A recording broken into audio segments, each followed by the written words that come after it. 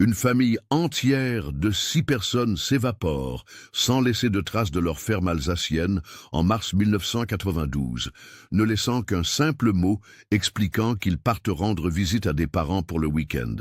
Mais ils ne reviendront jamais. 10 ans plus tard, lors d'une cérémonie de commémoration, la communauté examine de vieilles photographies et remarque un détail choquant que tout le monde avait négligé.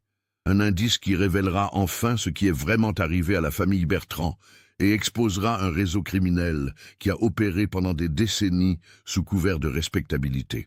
Avant de poursuivre l'histoire de cette famille disparue, si vous appréciez les mystères troublants comme celui-ci, n'oubliez pas de vous abonner à la chaîne et d'activer les notifications. Nous publions de nouveaux cas chaque semaine qui vous tiendront en haleine. Maintenant, retournons en Alsace en 1992 pour découvrir comment tout a commencé. Le soleil matinal projetait de longues ombres sur les planchers en bois de la maison de Jean-Luc Bertrand à Obernai, en Alsace. C'était un jour qui revenait chaque année, marqué non par la célébration, mais par un souvenir solennel. 10 ans. Une décennie entière s'était écoulée depuis que son frère Bernard, sa belle-sœur Marie-Claire et leurs 4 enfants, Thomas, Julie, Antoine et la petite Amélie, avaient disparu sans explication au-delà d'un simple mot laissé sur leur table de cuisine. Jean-Luc ajusta l'une des chaises en bois qui avait remplacé ses meubles de salon habituels. La transformation de sa maison pour le service de commémoration d'aujourd'hui avait commencé avant l'aube. Là où son canapé confortable se trouvait habituellement, des rangées soignées de chaises simples faisaient maintenant face à l'avant de la pièce. La table basse avait été déplacée dans la grange, faisant place au rassemblement qui remplirait bientôt sa maison. Obernai, cette petite ville alsacienne de 8000 habitants nichée au pied des Vosges, était un endroit où tout le monde se connaissait. Ses maisons à colombages, aux murs blancs et aux poutres sombres, ses rues pavées et ses vignobles environnants créaient un cadre idyllique qui contrastait cruellement avec la tragédie qui avait frappé la famille Bertrand. Les clochers de l'église Saint-Pierre et Paul dominaient l'horizon, témoins silencieux de générations de familles alsaciennes qui avaient vécu, travaillé et prié dans cette région frontalière marquée par l'histoire. La famille Bertrand était profondément enracinée dans cette terre. Leur ferme, située à 3 kilomètres du centre-ville sur la route de Bar, s'étendait sur 40 hectares de terre fertile où ils cultivaient du blé, de l'orge et des betteraves sucrières. Bernard, âgé de 45 ans au moment de sa disparition, était respecté dans toute la région pour son travail acharné et son honnêteté. Grand et robuste, avec des mains calleuses témoignant de décennies de labeur, il parlait français avec l'accent alsacien caractéristique, mélange unique de sonorités germaniques et françaises, qui marquait l'identité de cette région si particulière. Marie-Claire, son épouse de 42 ans, était une femme douce aux cheveux châtains, toujours soigneusement coiffée en chignon. Elle tenait la comptabilité de la ferme avec une précision remarquable et était connue dans le village pour ses tartes au ketch qui remportaient chaque année le concours de la fête de la Mirabelle. Elle dirigeait également le groupe de couture de la paroisse et n'hésitait jamais à aider les familles en difficulté, apportant des repas aux malades ou gardant les enfants des voisins. Leurs enfants incarnaient l'avenir de cette Alsace rurale. Thomas, 17 ans, était l'aîné, un garçon sérieux aux épaules déjà larges, qui aidait son père au champ après l'école. Il rêvait de reprendre la ferme familiale et avait commencé des études agricoles au lycée de Sélestat. Julie, 15 ans, était une adolescente brillante aux yeux verts pétillants qui excellait en allemand et en français, parlant couramment l'alsacien avec ses grands-parents. Elle voulait devenir institutrice et passait ses soirées à aider Antoine avec ses devoirs. Antoine, 12 ans, était le petit espiègle de la famille, toujours en train d'explorer les granges ou de construire des cabanes dans les arbres fruitiers du verger. Malgré son jeune âge, il connaissait déjà tous les recoins de la propriété et adorait accompagner son père lors des livraisons au marché de Strasbourg. La petite Amélie, 8 ans, était le rayon de soleil de la maison avec ses boucles blondes et son sourire contagieux. Elle collectionnait les coquillages que la famille rapportait de leurs rares vacances à la mer du Nord et rêvait de devenir vétérinaire pour s'occuper des animaux de la ferme. La ferme elle-même était un exemple parfait de l'architecture rurale alsacienne. La maison principale, construite en 1847, présentait la façade traditionnelle blanche, ornée de colombages sombres, avec un toit pentu recouvert de tuiles rouges. Un grand portail en bois peint en vert menait à une cour pavée entourée de bâtiments agricoles. L'étable pour les 20 vaches laitières, le hangar à matériel, le grenier à foin et la porcherie où grognaient une dizaine de cochons. Un petit verger de pommiers et de pruniers séparait la zone d'habitation des champs cultivés qui s'étendaient jusqu'à l'horizon. Cette vie paisible et ordonnée avait été brutalement interrompue ce matin de mars 1992, laissant derrière elle un mystère qui hantrait la communauté pendant une décennie. Les Bertrand étaient des gens d'habitude, attachés à leurs traditions et à leurs terres. L'idée qu'ils puissent partir spontanément, abandonnant leurs animaux et leurs responsabilités, était impensable pour tous ceux qui les connaissaient. Le 15 mars 1992 avait commencé comme n'importe quel autre jour, à la ferme Bertrand. Marie-Claire s'était levée à 5h30, comme chaque matin depuis 20 ans de mariage, pour préparer le petit déjeuner et commencer la traite matinale avec Bernard. L'air frais de mars portait encore les derniers frimas de l'hiver alsacien, et la rosée scintillait sur l'herbe nouvelle dans la lueur dorée du soleil levant.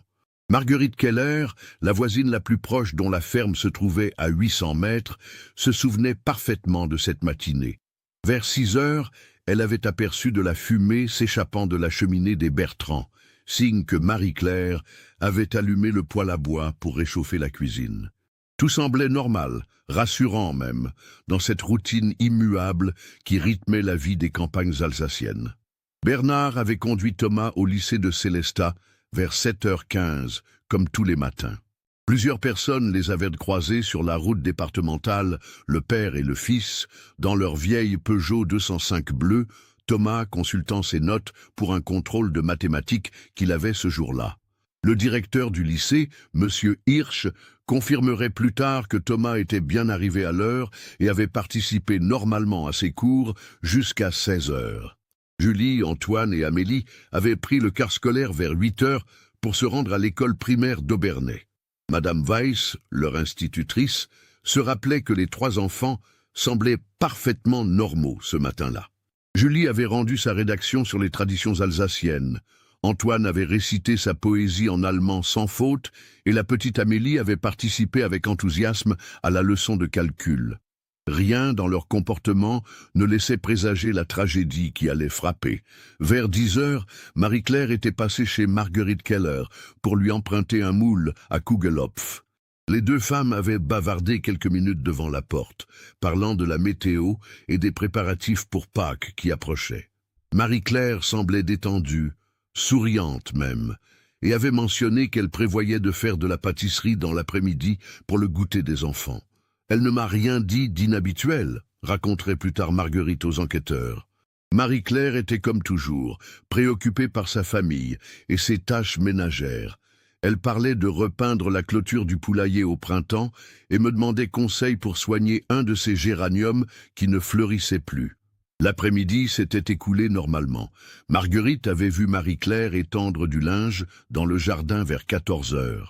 Le vent était favorable, et les draps claquaient joyeusement sur la corde tendue entre 2 tilleuls. Vers 15h, Bernard était rentré des champs où il avait passé la matinée à réparer les clôtures endommagées par le gel hivernal. Les enfants étaient rentrés de l'école vers 16h30. Marguerite les avait entendus jouer dans la cour, leur rire porté par le vent léger de cette fin d'après-midi. Amélie pourchassait les poules en gloussant de plaisir, tandis qu'Antoine construisait quelque chose avec des planches près de la grange. Julie aidait probablement sa mère à la cuisine, comme elle le faisait toujours après l'école. Vers 18h, la famille au complet était encore visible.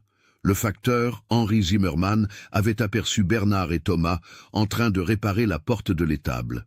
Il leur avait fait un signe de la main en passant, et Bernard avait levé son marteau en réponse, dans ce geste amical qui caractérisait les relations de bon voisinage dans cette campagne alsacienne. Le dernier témoignage précis remontait à 19h45. Madame Klein, qui promenait son chien sur le chemin communal longeant la propriété Bertrand, avait vu de la lumière aux fenêtres de la cuisine et du salon. La famille dînait probablement, rassemblée autour de la grande table en chêne que le grand-père de Bernard avait fabriquée de ses mains en 1923. Puis, le néant. Le lendemain matin, 16 mars, vers 7 heures, Marguerite Keller commença à s'inquiéter. Aucune fumée ne sortait de la cheminée des Bertrand, chose impensable par ce froid matinal de mars. Plus troublant encore, les vaches n'avaient manifestement pas été traites et meuglaient de douleur dans l'étable. Marguerite appela d'abord, pensant que Marie-Claire répondrait depuis la cuisine. Pas de réponse. Elle contourna la maison, frappa au volet, appela les enfants par leur prénom. Le silence était total, oppressant, comme si la ferme entière retenait son souffle. C'est en poussant la porte de l'étable, inquiète pour les animaux, qu'elle découvrit l'ampleur du problème. Les vaches, que Bernard et Marie-Claire traillaient religieusement matin et soir depuis 20 ans, n'avaient manifestement pas été soignées depuis la veille. Leur détresse était palpable, et Marguerite dut faire appel à son mari pour s'occuper d'urgence de ces pauvres bêtes. La découverte du mot changea tout. Posé bien en évidence sur la table de la cuisine, rédigé de l'écriture soignée de Bernard, il expliquait laconiquement « Parti pour le week-end, rendons visite à la famille pour des questions d'église. Nous reviendrons lundi. Ne vous inquiétez pas pour les animaux. J'ai arrangé cela avec les garçons du voisinage. Bernard. Mais quel voisinage? Marguerite et son mari n'avaient reçu aucune demande d'aide.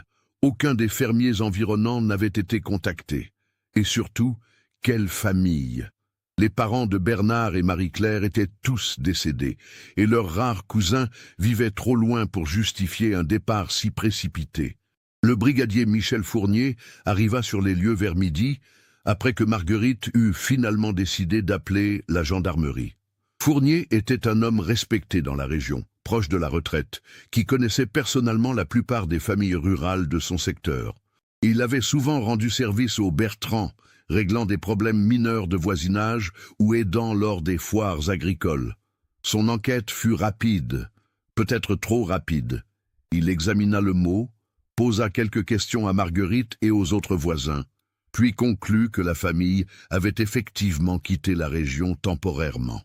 Les gens ont parfois des urgences familiales qu'ils ne partagent pas avec leurs voisins, expliqua-t-il à Jean-Luc quand celui-ci arriva d'Aubernay, alerté par Marguerite.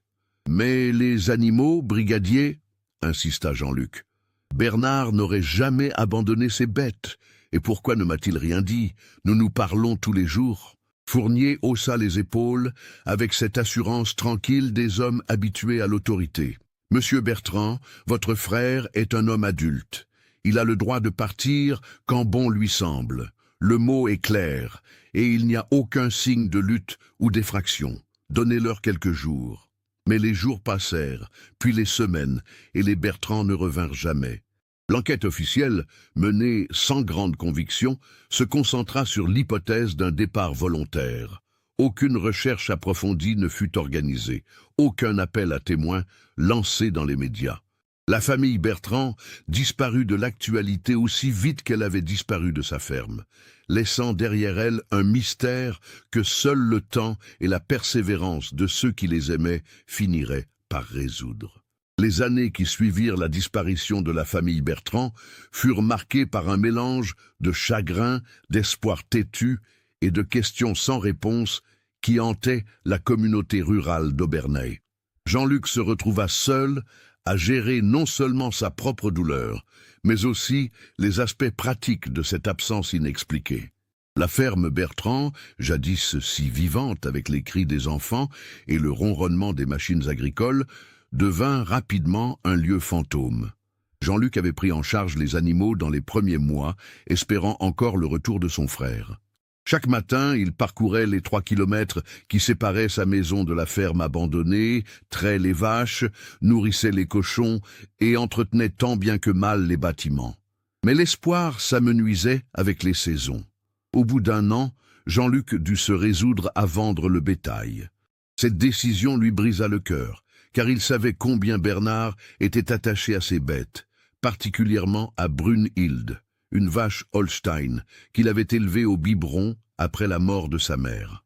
Voir partir les animaux dans le camion de l'abattoir fut pour Jean-Luc comme enterrer définitivement ses derniers espoirs. Sa mère, Catherine Bertrand, alors âgée de 73 ans, ne se remit jamais vraiment du choc. Cette femme robuste qui avait élevé 4 garçons dans la ferme familiale et survécu au bombardement de 1944 s'étiolait littéralement. Elle passait ses journées assise près de la fenêtre de sa petite maison de retraite à Obernai, scrutant la route comme si elle pouvait voir revenir Bernard et sa famille. Ses cheveux blancs, autrefois soigneusement coiffés, pendaient négligemment autour de son visage creusé par l'inquiétude. « Elle attend », confiait Jean-Luc au curé de la paroisse, l'abbé Muller. « Maman attend comme si elle savait quelque chose que nous ignorons. Elle refuse de parler de Bernard, au passé, se fâche quand quelqu'un évoque la possibilité qu'il ne revienne pas. L'impact sur la communauté fut profond et durable. Obernai était le genre d'endroit où les familles se connaissaient depuis des générations, où les enfants grandissaient ensemble et se mariaient souvent entre eux. La disparition d'une famille entière créa un vide béant dans le tissu social local. Les Bertrand participaient à tout. Bernard était membre du conseil municipal, Marie-Claire dirigeait la chorale paroissiale, et les enfants étaient impliqués dans toutes les activités scolaires et sportives. Les théories les plus folles circulaient dans les cafés et sur les marchés. Certains pensaient que Bernard avait eu des problèmes financiers et avait fui ses créanciers. D'autres évoquaient une possible liaison de Marie-Claire qui aurait poussé la famille à partir refaire sa vie ailleurs. Les plus imaginatifs parlaient de témoins protégés dans une affaire de drogue ou de corruption. Marguerite Keller, la voisine qui avait découvert la disparition, développa une véritable obsession. Elle notait méticuleusement tous les détails dont elle se souvenait de ce fameux 15 mars, révisant sans cesse sa chronologie, cherchant l'indice qui lui aurait échappé. Son mari, Alois, s'inquiétait de la voir passer des heures à regarder par la fenêtre en direction de la ferme abandonnée, comme si elle s'attendait à voir revenir la Peugeot bleue de Bernard. « Elle me parle encore d'eux, au présent », confiait Alois au brigadier Fournier lors d'une rencontre fortuite au marché. « Hier, elle a préparé une tarte en trop, disant qu'elle la porterait à Marie-Claire. »« Cela fait 3 ans, brigadier. 3 ans qu'ils sont partis. » Fournier, de son côté, semblait avoir définitivement classé l'affaire. Quand des proches ou des voisins venaient le voir pour signaler de nouveaux détails ou exprimer leurs doutes, il les écoutait poliment mais sans jamais rouvrir le dossier. Sa position était claire. La famille était partie volontairement. Le mot laissé sur la table en attestait, et il n'y avait aucune preuve de crime ou d'enlèvement. « Les gens disparaissent parfois », répétait-il. « Ils ont leurs raisons, même si nous ne les comprenons pas. Mon travail est de chercher les criminels, pas de jouer les détectives privés pour des familles qui ont choisi de recommencer leur vie ailleurs. » Cette attitude frustra profondément Jean-Luc, qui entretenait pourtant de bonnes relations avec le brigadier depuis des années. Fournier avait souvent aidé la communauté lors des fêtes villageois, dirigeant la circulation pendant la foire au vin ou participant bénévolement aux kermesses paroissiales. Cette apparente indifférence face à la disparition des Bertrand semblait en contradiction avec sa personnalité habituelle. Vers 1995, soit 3 ans après la disparition, une lueur d'espoir apparut brièvement. Un automobiliste prétendit avoir aperçu Bernard dans une station-service près de Nancy. L'homme était formel, même taille, même barbe, même accent alsacien caractéristique. Jean-Luc fit immédiatement le voyage, accompagné du brigadier Fournier qui avait accepté à contre-cœur de l'accompagner. Ils passèrent 2 jours à interroger le personnel de la station, à consulter les bandes de vidéosurveillance et à fouiller les hôtels environnants. Mais l'espoir s'évanouit rapidement. L'homme aperçu était effectivement alsacien, mais il s'appelait Georges Riff et travaillait comme représentant en produits agricoles. La ressemblance était troublante, mais ce n'était pas Bernard. Cette fausse piste acheva de démoraliser Jean-Luc. Il rentra à Obernai avec la conviction amère que son frère et sa famille étaient probablement morts, même si les circonstances de leur décès demeuraient mystérieuses. Il commença alors à organiser sa vie autour de cette absence, vendant progressivement les terres de Bernard et transformant la ferme en résidence secondaire qu'il louait pendant l'été à des touristes allemands. Les enfants du village grandirent avec cette histoire comme une légende locale. Thomas, Julie, Antoine et Amélie Bertrand devinrent des figures presque mythiques, ces enfants qui avaient disparu un jour de mars sans laisser de traces. Leurs anciens camarades d'école se mariaient, avaient des enfants, prenaient la succession des fermes familiales, mais personne n'oubliait les Bertrand. En 1997, 5 ans après la disparition, l'école primaire d'Obernai organisa une cérémonie en mémoire de Julie, Antoine et Amélie. Leurs anciennes institutrices plantèrent 4 tilleuls dans la cour de récréation, un pour chaque enfant disparu. Le maire prononça un discours émouvant sur l'importance de garder vivante la mémoire de ceux qui nous manquent, même quand nous ne comprenons pas pourquoi ils sont partis. Catherine Bertrand, la grand-mère, mourut en 1989 sans avoir jamais revu son fils.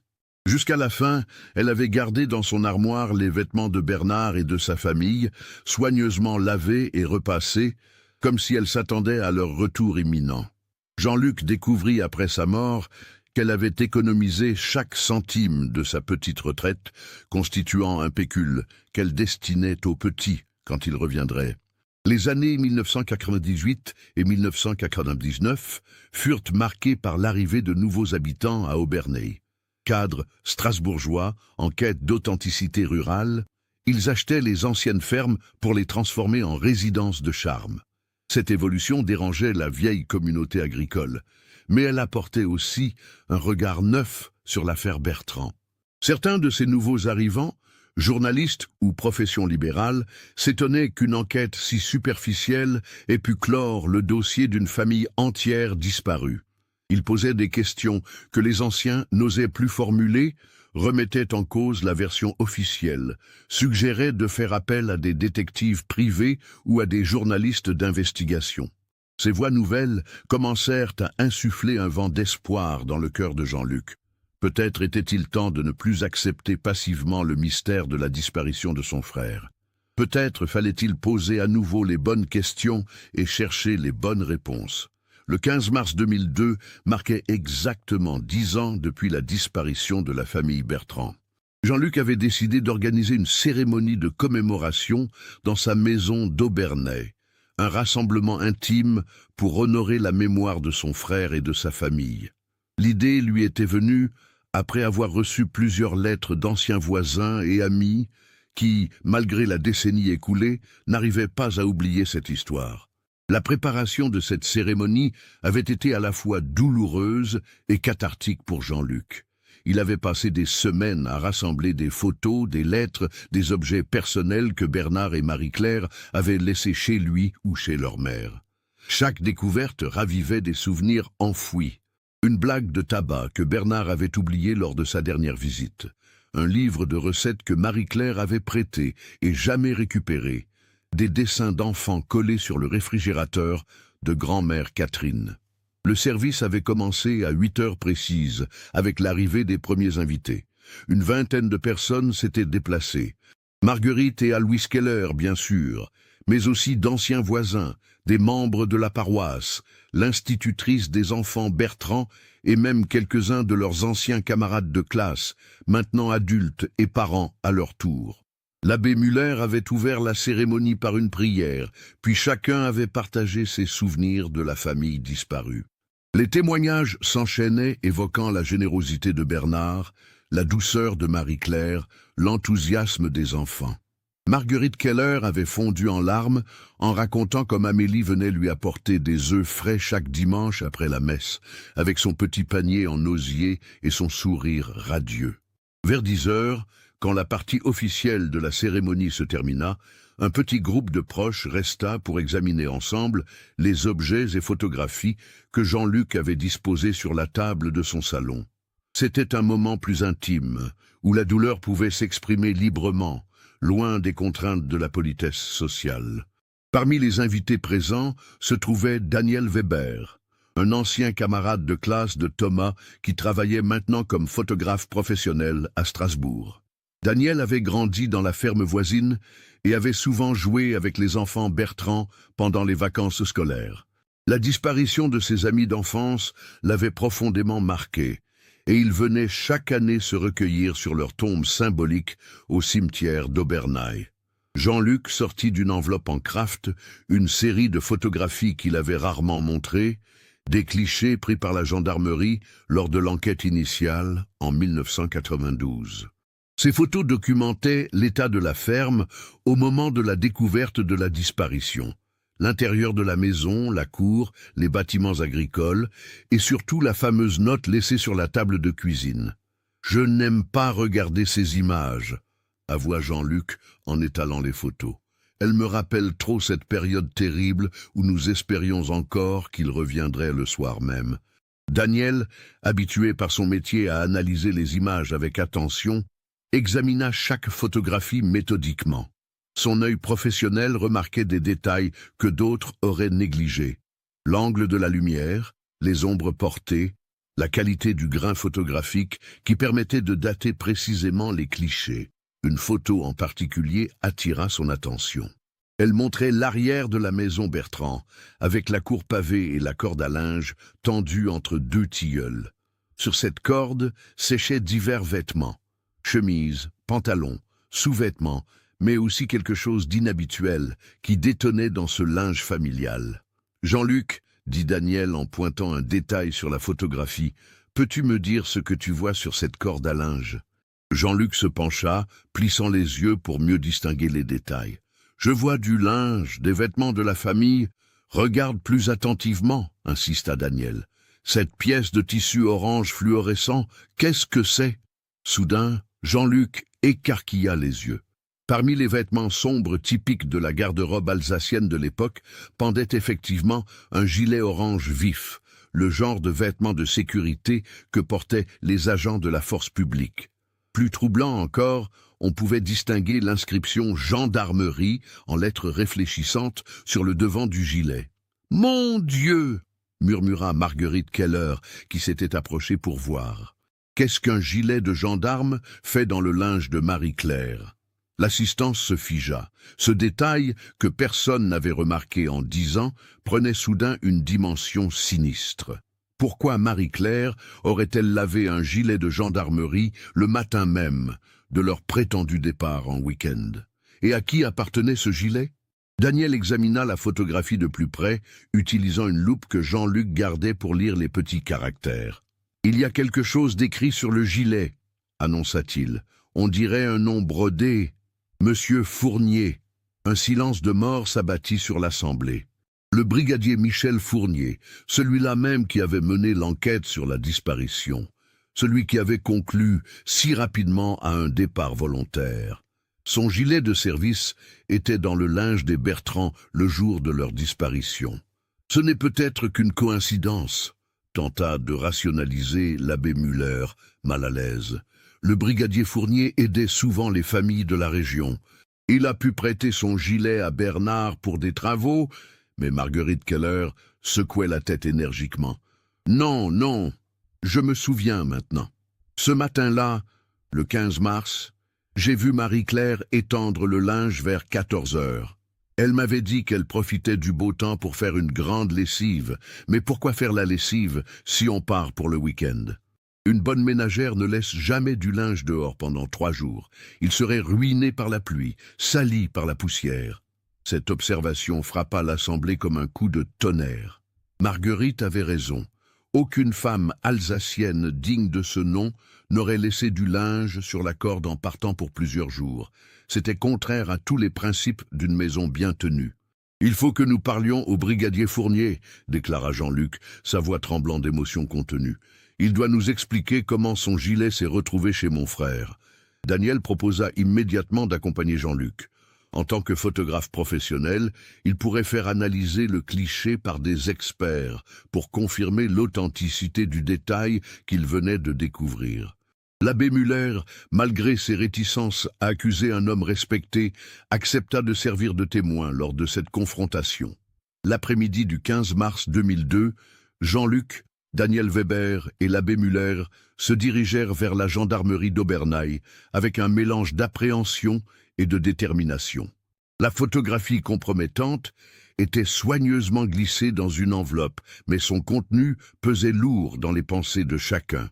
La gendarmerie d'Obernai était un bâtiment de pierre rose, typiquement alsacien, construit dans les années 1960 pour remplacer l'ancien poste détruit pendant la guerre. Le brigadier Fournier y officiait depuis 1975, soit 27 ans de service irréprochable qui lui avait valu le respect de toute la communauté. À 60 ans, il approchait de la retraite et était considéré comme une figure paternelle par de nombreuses familles rurales. Quand ils arrivèrent, Fournier était dans son bureau, penché sur des rapports administratifs. Son visage buriné par les années reflétait la fatigue d'une longue carrière, mais ses yeux bleus conservaient cette acuité qui avait fait de lui un enquêteur respecté. Il accueillit ses visiteurs avec sa cordialité habituelle, offrant du café et s'enquérant de leurs nouvelles. « Brigadier », commença Jean-Luc d'une voix qu'il voulait ferme, « nous venons vous voir au sujet de mon frère Bernard et de sa famille. Nous avons découvert quelque chose de troublant. » Fournier fronça les sourcils, mais son expression resta bienveillante. « Bien sûr, Jean-Luc, vous savez que cette affaire me tient à cœur, même si officiellement le dossier est clos. Qu'avez-vous trouvé ?» Daniel sortit la photographie de l'enveloppe et la posa sur le bureau. « Brigadier, pouvez-vous nous expliquer ce détail ?»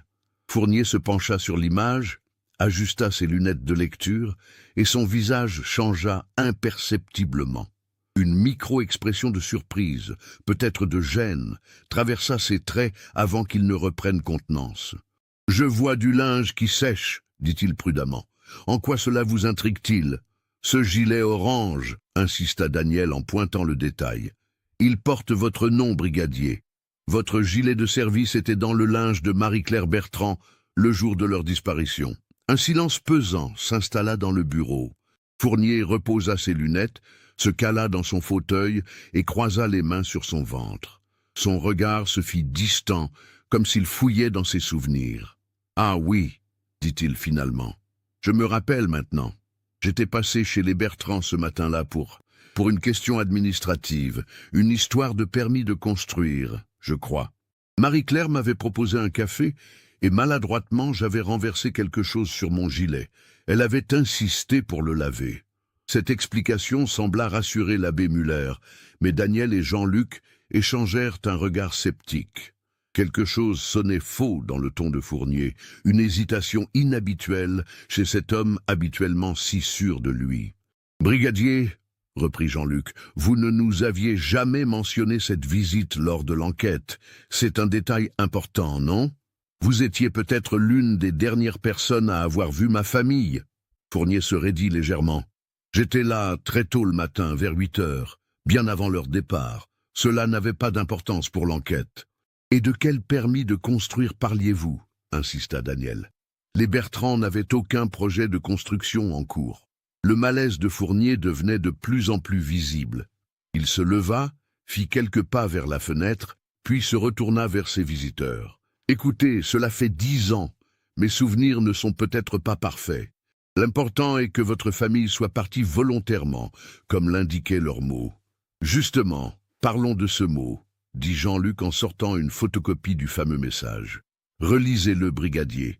J'ai arrangé cela avec les garçons du voisinage. » De quel garçon Bernard parlait-il? Personne dans le voisinage n'a été contacté pour s'occuper des animaux. Fournier étudia le document, et pour la première fois depuis le début de l'entretien, il sembla vraiment troublé. C'est étrange, effectivement.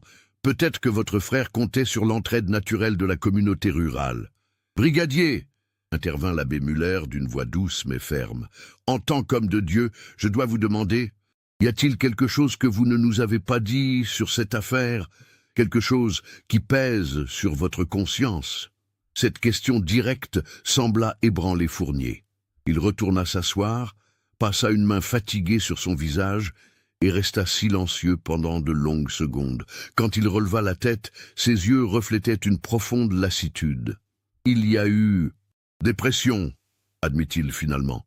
Des gens importants qui voulaient que cette affaire soit réglée rapidement et discrètement.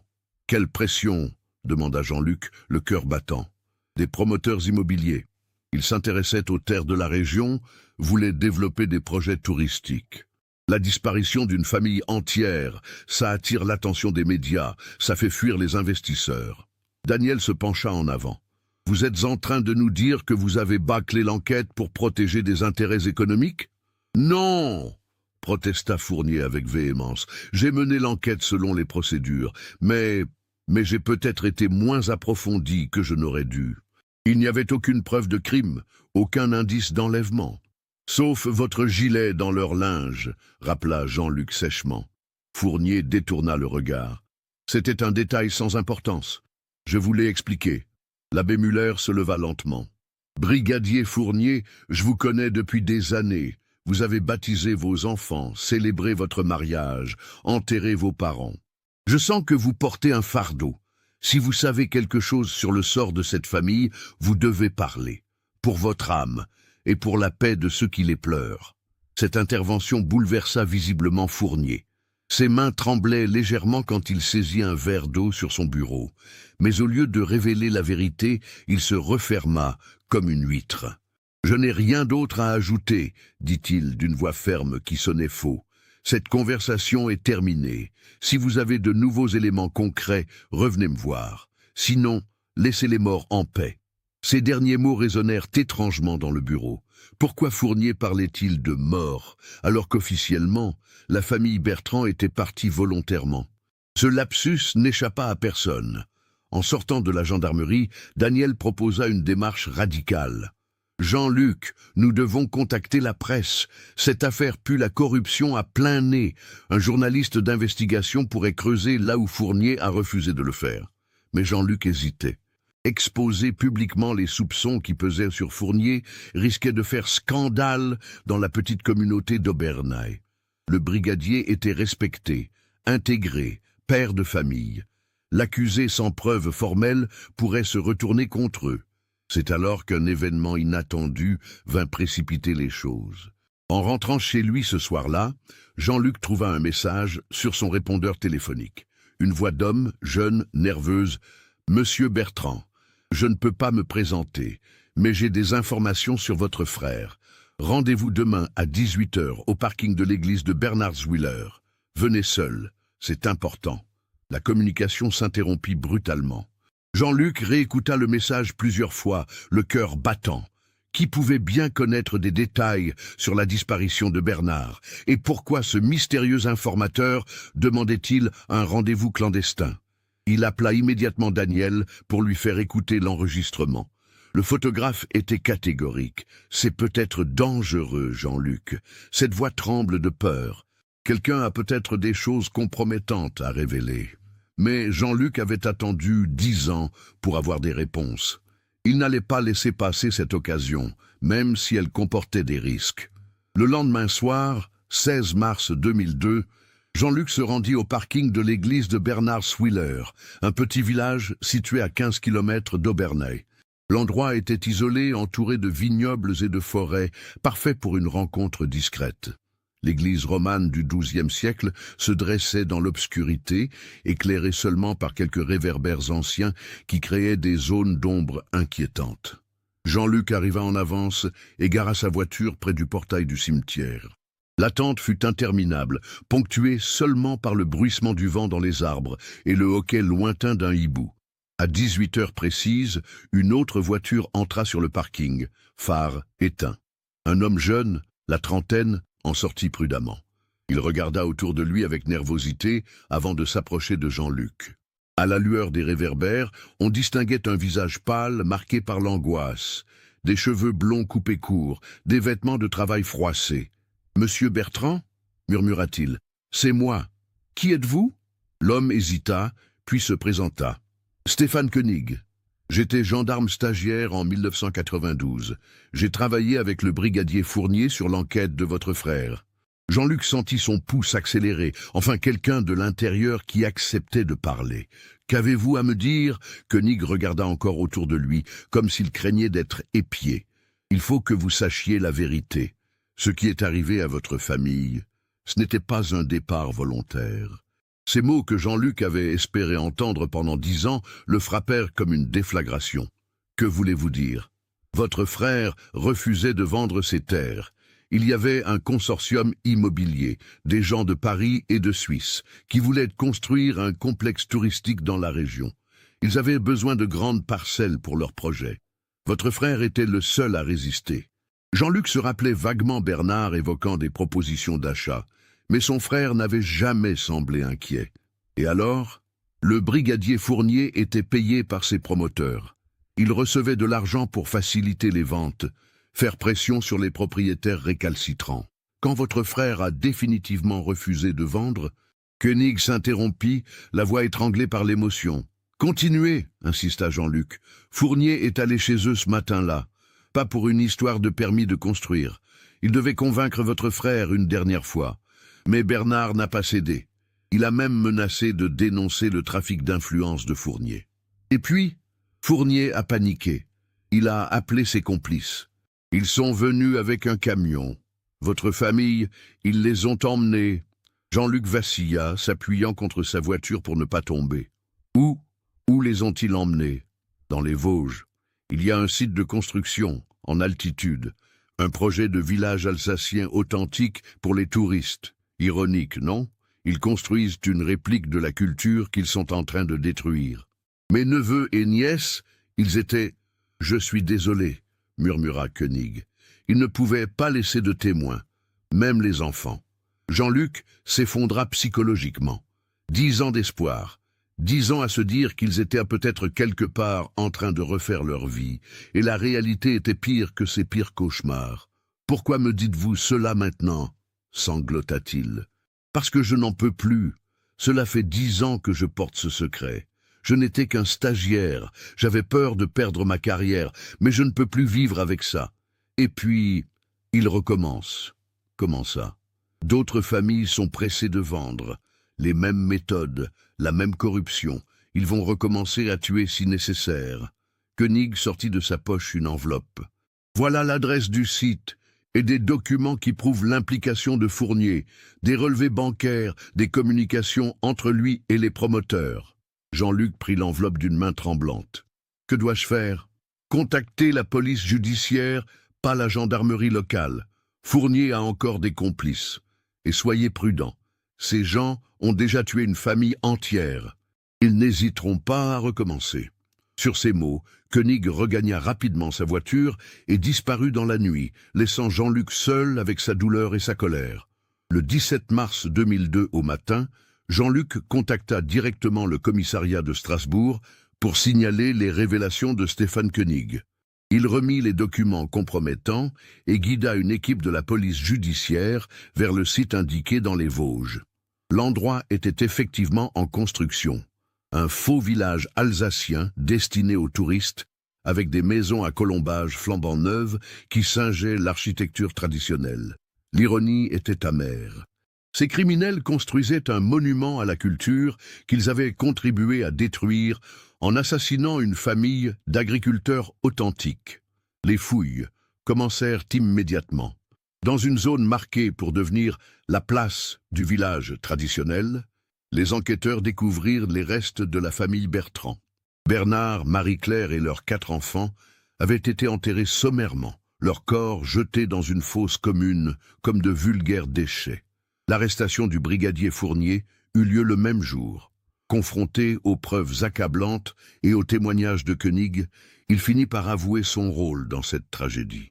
Les promoteurs véreux furent également interpellés, leur réseau de corruption démantelé.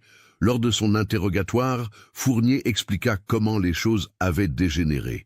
Il était effectivement payé par le consortium pour faciliter les acquisitions de terrain, mais il n'avait jamais imaginé que cela irait jusqu'au meurtre. Ce matin du 15 mars 1992, il était venu faire une dernière tentative auprès de Bernard. La discussion avait mal tourné. Bernard avait menacé de tout révéler, et Fournier avait appelé ses commanditaires en renfort. « Je voulais juste l'intimider », avoua-t-il devant les enquêteurs. « Mais quand ils sont arrivés avec leurs gros bras, tout a échappé à mon contrôle. » Bernard s'est battu pour protéger sa famille. Marie-Claire criait. Les enfants pleuraient, et puis, plus rien. Le procès qui s'ouvrit en 2003 fit sensation dans toute l'Alsace. Fournier fut condamné à la réclusion criminelle à perpétuité, ainsi que les dirigeants du consortium. L'affaire révéla l'ampleur de la corruption qui rongeait certains projets immobiliers dans la région, entraînant de nombreuses autres arrestations. Pour Jean-Luc, la vérité était à la fois libératrice et dévastatrice. Savoir ce qui était arrivé à sa famille mettait fin à 10 ans d'incertitude, mais la révélation de leur assassinat brutal était un traumatisme difficile à surmonter. Il organisa des funérailles dignes pour Bernard, Marie-Claire et les enfants dans le cimetière d'Aubernay, où ils auraient dû reposer depuis longtemps. La communauté rurale alsacienne fut profondément marquée par cette affaire. La confiance aveugle envers les autorités locales s'effrita, remplacée par une méfiance salutaire. Les habitants apprirent à questionner les projets de développement, à s'organiser pour protéger leurs terres et leurs traditions. Stéphane Koenig, le gendarme repenti qui avait permis de révéler la vérité, fut protégé par la justice, mais dut changer de région pour échapper aux menaces. Son courage avait rendu justice à la famille Bertrand, mais au prix de sa propre tranquillité. L'ancien site de construction dans les Vosges fut transformé en mémorial dédié aux victimes de la spéculation immobilière sauvage. Une plaque rappelle le sacrifice de la famille Bertrand et de tous ceux qui ont résisté à la destruction de l'Alsace authentique. Cette histoire tragique nous rappelle que derrière les façades respectables peuvent se cacher les crimes les plus abjects et que la vigilance citoyenne est le seul rempart contre la corruption qui transforme l'amour du pays en instrument de mort. La famille Bertrand n'a pas disparu en vain si leur sacrifice nous apprend à protéger ce qui nous est cher contre ceux qui ne voient dans nos traditions qu'une marchandise à exploiter. Qu'avez-vous pensé de cette histoire troublante ? Aviez-vous soupçonné l'implication du brigadier Fournier ? Comment une telle corruption a-t-elle pu prospérer si longtemps dans une petite communauté ? Partagez vos réflexions dans les commentaires ci-dessous. Si ce type d'enquête vous passionne et que vous voulez découvrir d'autres mystères non résolus, n'oubliez pas de vous abonner à la chaîne et d'activer les notifications. Votre soutien nous permet de continuer à révéler ces vérités cachées qui méritent d'être connues. Laissez un like si cette histoire vous a marqué et partagez-la avec quelqu'un qui s'intéresse aux affaires criminelles françaises. Car c'est en gardant vivante la mémoire de ces tragédies que nous pouvons espérer qu'elles ne se reproduisent jamais.